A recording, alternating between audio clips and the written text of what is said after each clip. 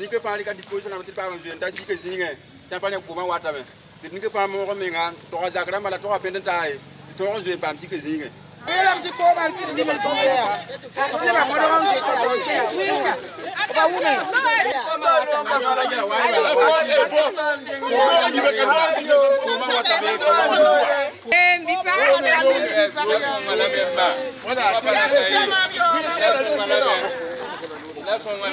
Ici, le terrain, c'est pour mettre en pratique la théorie qu'on a vue en salle.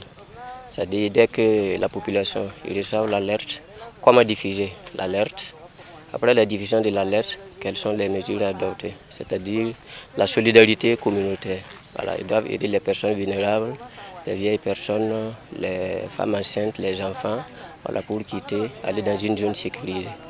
Je suis très fier parce qu'ils sont vraiment aguerris, ils sont vraiment préparés à ça. Franchement dit, j'ai vu l'engouement et l'intérêt qu'ils ont porté à la formation. Vraiment, il n'y a rien de tel. Il faut d'abord que les secours là, nous commençons par nous-mêmes d'abord. Voilà. Nous commençons par nous-mêmes. Il ne faut pas qu'on attende que les secours viennent de l'extérieur. D'abord, on commence par nous d'abord, avant l'arrivée des secours organisés. Avant, on misait sur l'action, les actions qu'on peut mener une fois que la catastrophe s'est produite. Mais on s'est rendu compte que si on travaille beaucoup en amont sur les actions, voilà, de prévention, on peut minimiser les conséquences de ces catastrophes-là une fois survenues. On dit que prévenir vaut mieux que guérir. Voilà, donc si ces populations-là sont outillées, elles peuvent minimiser les conséquences de ces catastrophes par certaines actions, telles que le curage des carnivaux, éviter de s'installer dans les zones inondables, voilà, et beaucoup d'autres actions. J'apprécie favorablement l'initiative et je remercie vraiment tous les acteurs, voilà, pour ce que nous avons appris ce matin à travers les communicateurs. Et en tout cas, on est bien préparés maintenant pour sensibiliser nos pères, pour qu'ils d'abord même qu'ils puissent quitter ces lieux-là, ne pas attendre même l'inondation pour commencer à courir. J'ai eu un plus parce que bon, d'habitude quand il y a un problème comme ça, on s'attend à ce que les sapeurs viennent sortir les gens.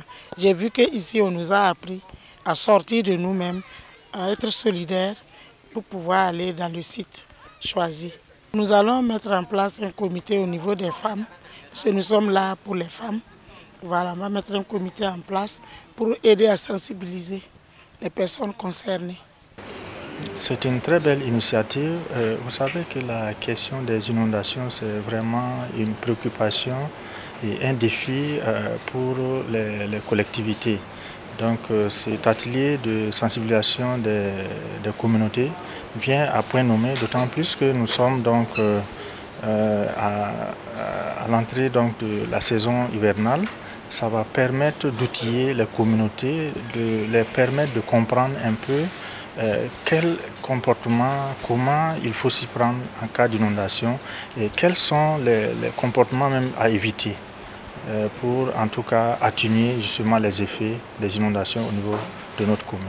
Le Burkina Faso, avec les différents partenaires comme la Banque mondiale, ont mis en place un projet qu'on appelle le projet Hydromètre pour pouvoir résoudre le problème climatique au Burkina Faso ici. Donc c'est à travers ce projet qu'on appelle projet Hydromètre. Donc il y a eu des formations dans le cadre du projet et le bailleur a demandé à ce qu'on puisse aller vers les communautés qui sont situées dans les zones à risque d'inondation. Et nous partons vers ces populations qui sont situées autour de ces zones inondables pour pouvoir sensibiliser ces populations sur les méfaits de ces changements climatiques et des inondations qui sont un peu récurrents dans ces dernières années. Ça a été vraiment des échanges. Nous avons vu les populations, les communautés qui étaient en train de poser des questions pour comprendre mieux. Voilà, je pense que nous sommes vraiment satisfaits de cette sortie et nous voudrons également que cette formation puisse être répétée et qu'elle se perdure également sur d'autres localités qu'on n'a pas pu toucher. Dès le début, on a dit que c'est le public cible, c'est-à-dire l'échantillon choisi n'est que représentatif. Ils doivent relayer l'information jusqu'au dernier utilisateur, c'est-à-dire à la population à travers des canaux de communication comme la mosquée, les églises lors des baptêmes pour pouvoir faire une large diffusion.